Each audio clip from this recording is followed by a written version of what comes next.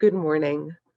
Welcome to Sunday worship from the First Unitarian Universalist Society of Burlington, Vermont, on land which has served as a site of meeting and exchange among Indigenous peoples for thousands of years and is the home of the Western Abenaki or Abenaki people. I acknowledge that we are guests on this land and need to respect and help protect the lands within our use. Today is February 14th, 2021, and I am Cheryl Herrick, a member of the Worship Associates team. Today's service was supported and created by a large group of people that includes Mary Williams in the front office, musicians Sam Whitesell and James Stewart, Director of Lifespan Faith Development, Erika Reif, Music Director James Stewart, and Video Editor Michael Wright. As a Unitarian Universalist faith community in the heart of Burlington, we warmly welcome all people to the shared work of building beloved community and making meaning in our lives.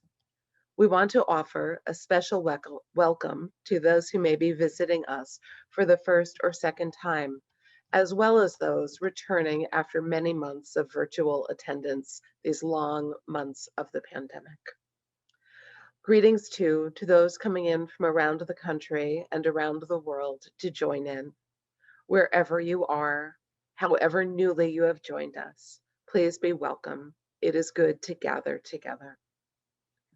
Following the service, please feel free to join in the virtual coffee hour to visit with others, maybe even the people that you might have seen if you were to attend in the sanctuary, and to talk about what came alive for you in our time together. And if you'd like information about ways to be involved, about upcoming services, events, and opportunities, or anything else in the Society, please visit uusociety.org, our YouTube channel, or our Facebook page. Though we may not be able to gather in person in all the ways we are accustomed to, there are still many ways to connect and to be involved.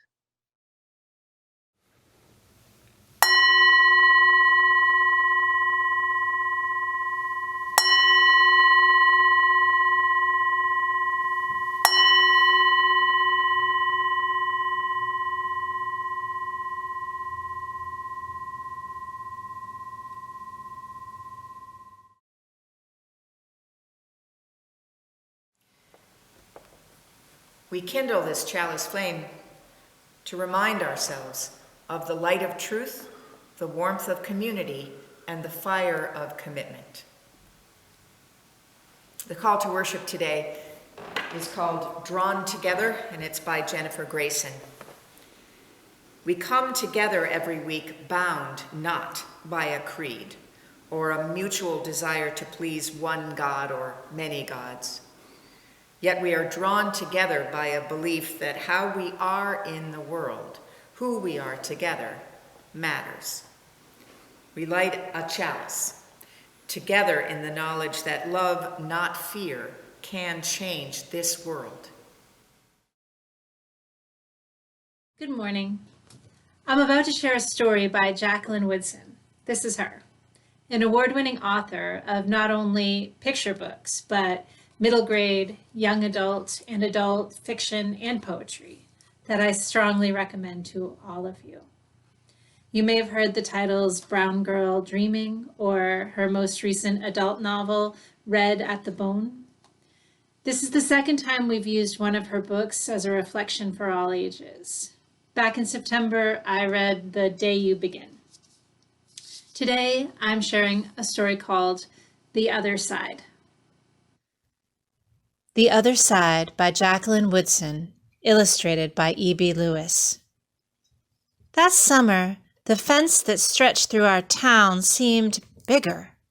We lived in a yellow house on one side of it. White people lived on the other. And Mama said, "Don't climb over that fence when you play." She said it wasn't safe. That summer, there was a girl who wore a pink sweater. Each morning, she climbed up on the fence and stared over at our side. Sometimes I stared back. She never sat on that fence with anybody. That girl didn't. Once, when we were jumping rope, she asked if she could play, and my friend Sandra said no, without even asking the rest of us. I don't know what I would have said. Maybe yes, maybe no. That summer, everyone and everything on the other side of that fence seemed far away. When I asked my mama why, she said, "Because that's the way things have always been." Sometimes, when me and Mama went into town, I saw that girl with her mama. She looked sad sometimes, that girl did. "Don't stare," my mama said. "It's not polite." It rained a lot that summer. On rainy days, that girl sat on the fence in a raincoat. She let herself get all wet and acted like she didn't even care. Sometimes I saw her dancing around in puddles, splashing and laughing. Mama wouldn't let me go out in the rain. "That's why I bought you rainy day toys," Mama said. "You stay inside here where it's warm, safe, and dry." But every time it rained, I looked for that girl, and I always found her somewhere near the fence. Someplace in the middle of the summer, the rain stopped. When I walked outside, the grass was damp, and the sun was already high up in the sky, and I stood there with my hands up in the air. I felt brave that day. I felt free. I got close to the fence, and that girl asked my name. "Clover," I said. "My name's Annie," she said. "Annie Paul. I live over yonder," she said. "By where you see the laundry, that's my blouse hanging on the line." She smiled then. She had a pretty smile. And then I smiled, and we stood there looking at each other, smiling. "It's nice up on this fence," Annie said. "You can see all over." I ran my hand along the fence. I reached up and touched the top of it. "A fence like this was made for sitting on," Annie said. She looked at me sideways. "My mama says I shouldn't go on the other side," I said. "My mama says the same thing, but she never said nothing about sitting on it." "Neither did mine," I said. That summer, me and Annie sat together on that fence. And when Sandra and them looked at me funny, I just made believe I didn't care. Some mornings my mama watched us. I waited for her to tell me to get down from that fence before I break my neck or something. But she never did. "I see you made a new friend," she said one morning. And I nodded, and Mama smiled. That summer, me and Annie sat on that fence and watched the whole wide world around us. One day, Sandra and them were jumping rope near the fence, and we asked if we could play. "I don't care," Sandra said. And when we jumped, Sandra and me were partners, the way we used to be. When we were too tired to jump anymore, we sat up on the fence, all of us in a long line. "Someday, somebody's going to come along and knock this old fence down," Annie said. And I nodded. "Yeah," I said, "someday." Jacqueline Woodson first published this book 20 years ago about imagined events that took place maybe 50 years before that. And then in this 10-year anniversary edition, she left us an author's note.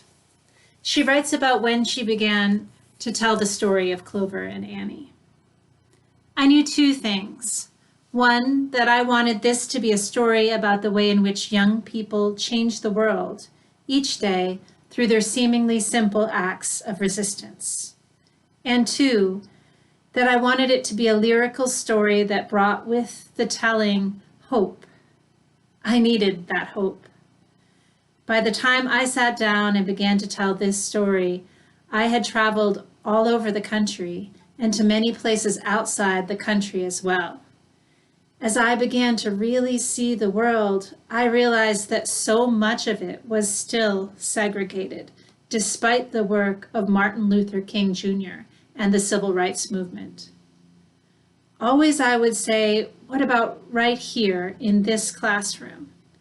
And slowly, the young people would look around and begin to notice, perhaps for the first time, that there was still work to do. People often ask me if I think the fence is down. Down? No. Lower? Definitely. In the years since The Other Side was published, the world has changed. Each time I pick up this book and begin reading it to young people, I see in their faces the eagerness to knock down the fences in their lives. And I am filled with such an amazing sense of hope and pride.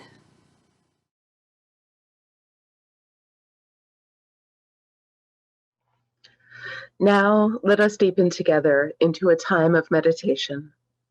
Let's begin our meditation by sharing the joys and sorrows of our community. Then we'll hold a brief time of silence. So now, let us take a deep breath together in spirit, breathing in the breath of life, breathing out the breath of peace. And come now into the place of holy listening. Let us share these words of joy and sorrow for this day, Sunday, February 14th, 2021. Sorrow for our nation as we continue to confront the realities of living in such strife that it led to the January 6th attack on democracy. Joy for the increasing light and the ballet of the birds as we get closer to spring. Extending our thoughts to Miriam Strauss, at home with injuries from falls and receiving treatment for metastatic cancer. She welcomes cards in the mail from FUUSB folks. May the joys and sorrows of each be the joys and sorrows of all, reminding us of our shared humanity. As we enter the silence, let us hold that which has been spoken and that which remains unspoken in our hearts.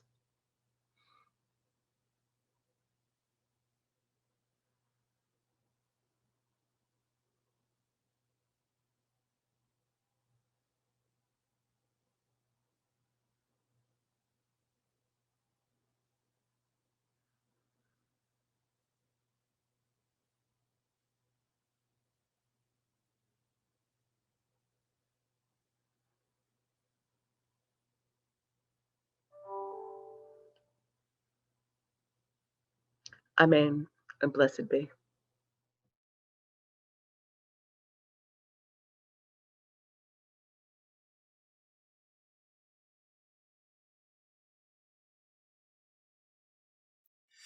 May I be filled with loving kindness.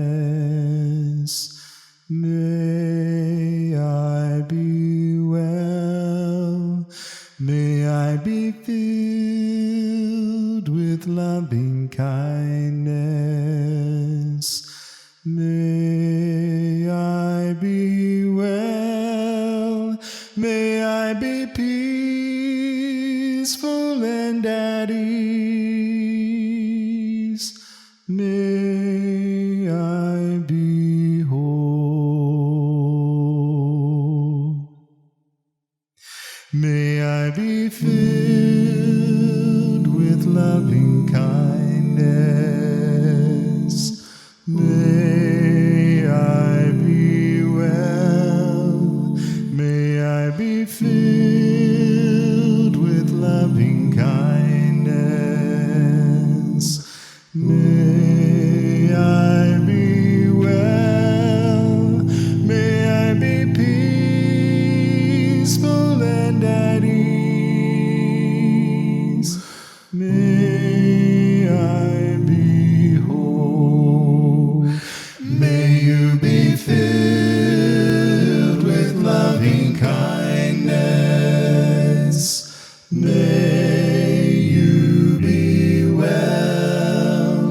May you be filled with loving kindness.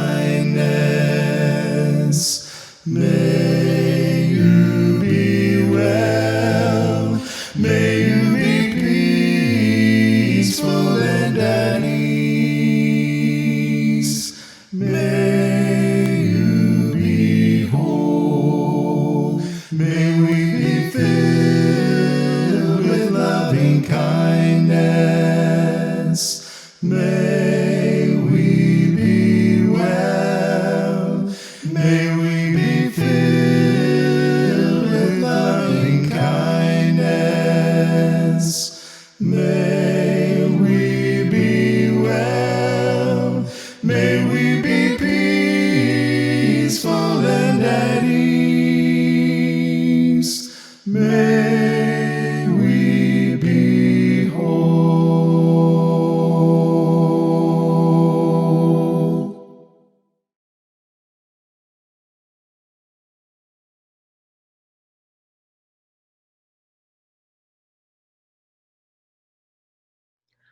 Love, like truth and beauty, is concrete. Love is not fundamentally a sweet feeling, not at heart a matter of sentiment, attachment, or being drawn toward. Love is active, effective, a matter of making reciprocal and mutually beneficial relation with one's friends and enemies. Love creates righteousness or justice here on earth. For this reason, loving involves commitment. We are not automatic lovers of self, others, world, or God. Love does not just happen. We're not love machines, puppets on the strings of a deity called love. Love is a choice, not simply or necessarily a rational choice, but rather a willingness to be present to others without pretense or guile.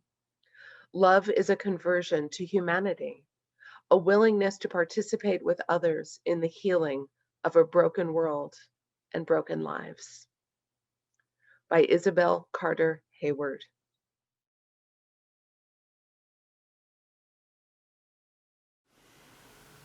Here's something I'm pretty sure you already know, that the problems, the issues that we need to work on in our society, issues of human rights and peace and economic and social and racial justice, you already know that those are intertwined, which is one of the things, the big thing that makes it hard and most important to work on any aspect of this. You already know that, and you may already know that right here in Burlington, there's an organization called the Peace and Justice Center, which works on all of those intertwined issues, all of them, through leadership development programs and educational programs and community building. It's already happening. It's been happening for years. And this congregation has supported the Peace and Justice Center for years, which is a very good thing. I'm telling you all of this because you should know that today's offering, this week's offering, will be shared with the Peace and Justice Center. So that's the opportunity. This week, you can make a gift, doesn't matter how big it is, and know that your money is going to go to an organization which is going to work on all of these intersecting issues in our society. You can do that today. What a deal. This morning's offering will now be most gratefully received.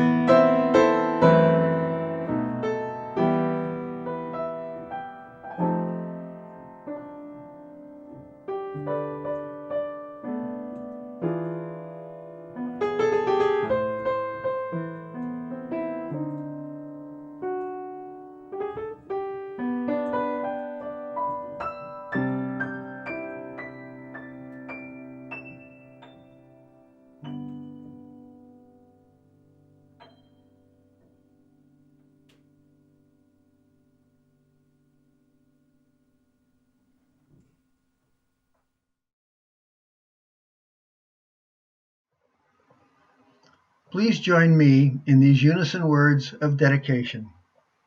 With gratitude, we dedicate these gifts in the service of our mission to inspire spiritual growth, care for each other and our community, seek truth, and act for justice.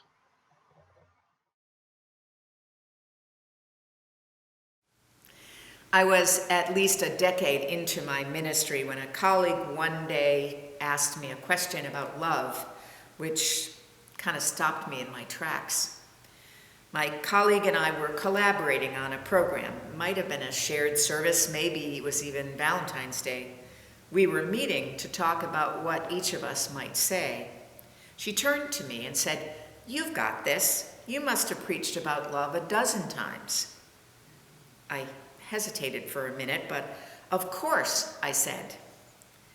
And then I went to look later at my carefully labeled folders full of sermons in my overstuffed file cabinet, and I frankly didn't find much that could count as a love-centered sermon. The truth is, I find preaching about love tricky. Perhaps because I heard too many sermons on that topic while growing up and going to Catholic Mass. Last week, when I was preaching to you about beloved community and trying to explain what agape means, that unconditional love, I said, God is love, as an example of something that many of us have heard in some religious service or another. It made me, frankly, a little uncomfortable to use that phrase, even slightly irritating. Not because it mentions God, not because it mentions love, but because I've never been sure what it's supposed to mean. God is love. So maybe there's an omnipotent force that loves the world even though we don't deserve it. Or maybe the equivalence works the other way around too. So love is God, meaning when we're most loving, we are most God-like. Or some cosmic force which is way beyond our understanding somehow takes care of us. Some of us actually seem to buy into that when we say things like, "I'm just going to trust the universe." My upbringing in Catholicism left me with some sensitive points, many of which I'm still glad to carry around as a Unitarian Universalist minister. I have what I think of as an allergy to words or phrases, and especially to platitudes that, while they mean something, whatever that meaning is just not clear. The preacher or the teacher or the wise person says something and people hear and nod knowingly, or they maybe look puzzled, maybe they write it down, and then the service is over and everybody goes home with their own interpretation or assumptions. Any possibility of shared understanding is gone, and nobody even knows it. I would much rather argue about what we mean, even what we disagree about, what we need to figure out, rather than just saying something that sounds good. But enough about me. Let's talk about love. Love is wonderful. The truth, the reality that I love certain particular people, my spouse, my children, my grandchildren, my siblings, my friends, some of my colleagues, that I love particular places, even some buildings, that I feel filled with joy when I'm inside them or nearby. Or these days, when I close my eyes and call them to mind and imagine a day when I might be able to be there again. All the love I have for this world literally keeps me going from day to day, from year to year. That people love me back, that's wonderful too. But it is my capacity to love that I depend on. That's the engine that keeps me going, keeps me hopeful. And life has taught me, and I'm pretty sure that your lives have taught you too, that love is sometimes unbearably painful. When it is not reciprocated, when it leads people to hurt themselves and others, when love dies, which it sometimes must in order to make room for a new love to grow. Love is wonderful, love is painful, and love is difficult.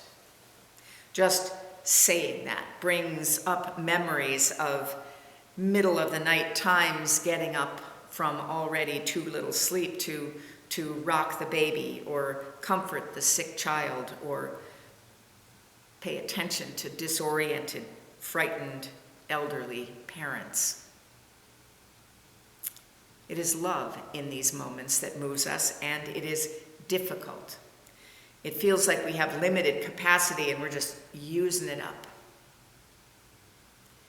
Jacqueline Woodson's story that Erika read earlier, The Other Side, it is so hard to get to that other side, even when it's right there within reach.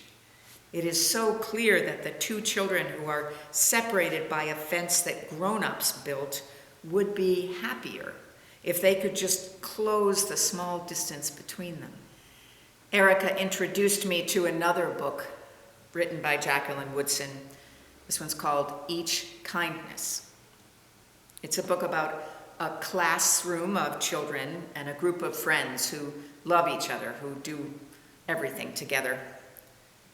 One day a new child arrives. Her name is Maya, and she clearly does not belong there. Her clothes don't fit her well. She's shy. She wears worn shoes in the middle of winter and eats strange things for lunch.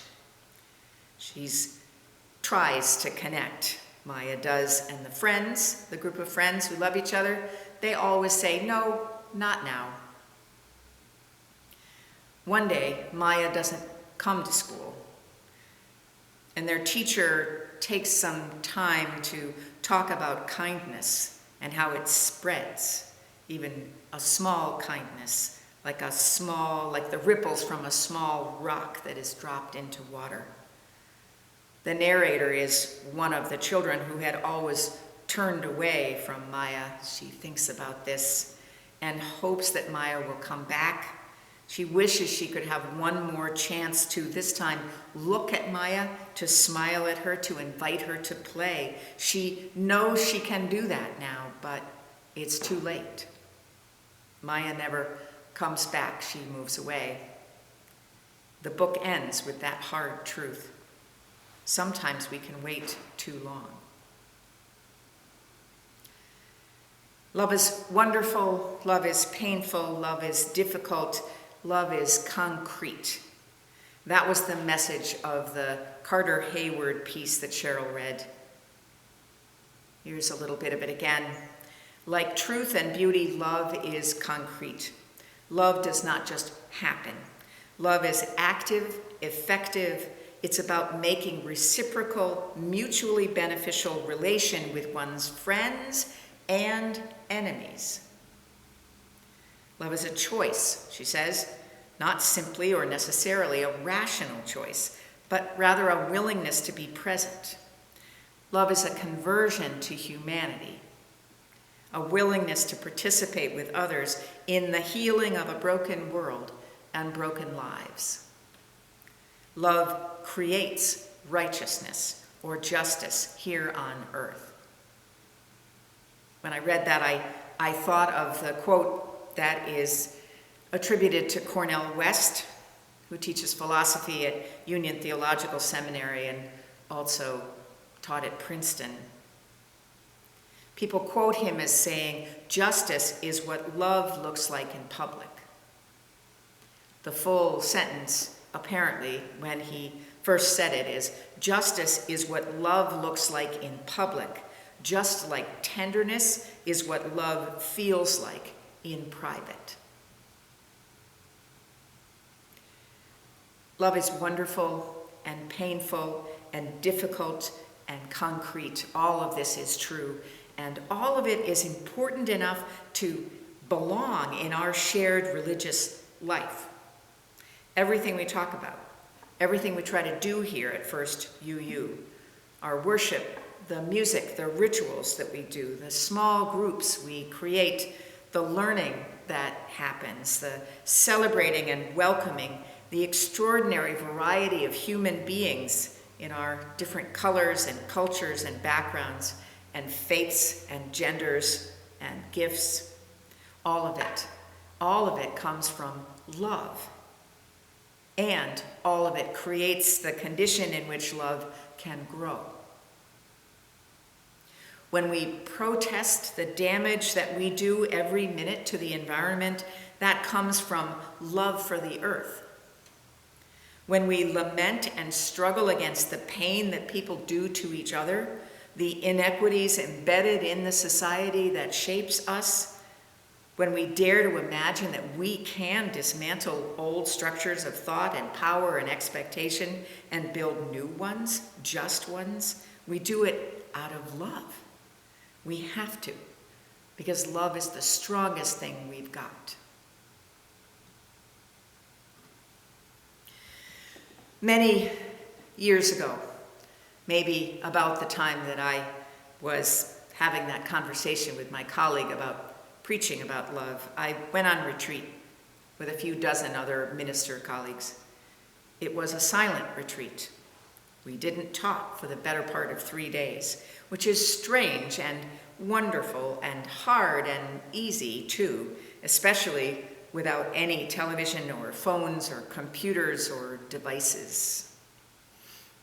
We did more than just not talk. We, among other things, figured out ways to ask someone to pass the salt in the cafeteria without saying anything out loud, and to thank them too. We went out to do long walking meditations. We listened to the birds. We practiced whatever meditation made sense to us. And one afternoon, one colleague, a friend of mine and Peter's, who is a Buddhist, led us in a loving kindness meditation. Now, I know some of you are familiar with this. Maybe many of you are, and maybe many of you recognized in that lovely hymn that James sang. That's the words, one version of the words of the loving kindness meditation. We were sitting in silence, being led on this guided meditation on this retreat. And we were led into the loving kindness meditation by first focusing on ourselves. May I be filled with loving kindness. May I be well. May I be whole.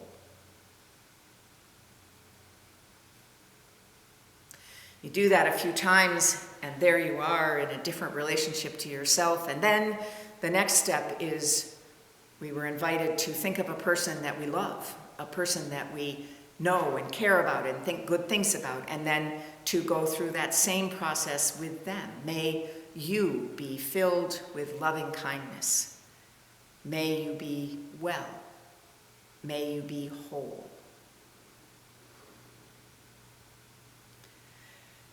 And the consciousness is expanded again, and there you are in this moment of openness, and the leader of the meditation says, now, think of someone that you are not in good relationship with. Think of a person that you're in conflict with. Think of a person that you perhaps think of as your enemy. Maybe even a person that you, when you're completely honest, hate. And now do this again. May you be filled with loving kindness. May you be well. May you be whole.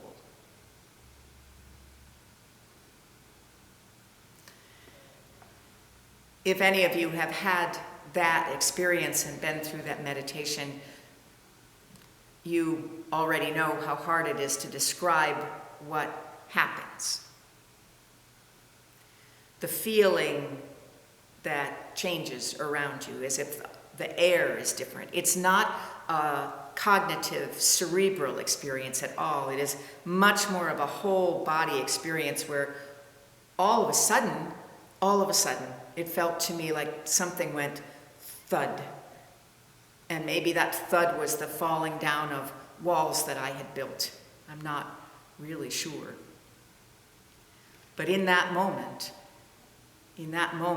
I understood the power of choosing love, even toward someone that I didn't already feel loving toward.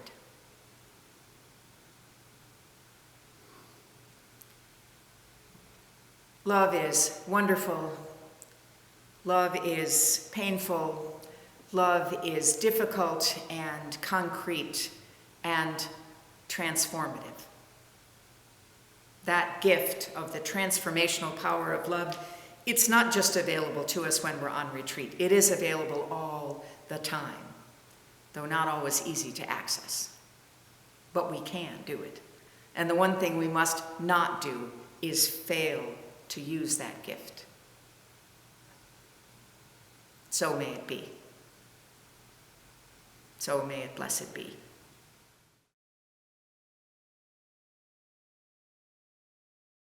May we be filled with loving kindness. May we be well. May we be filled with loving kindness. May we be well. May we be peaceful and at ease. May we be whole.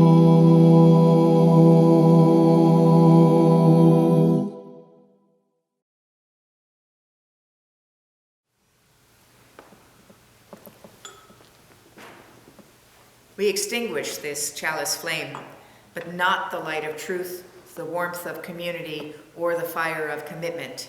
These we carry in our hearts and share, along with our love, with the world, until we are together again.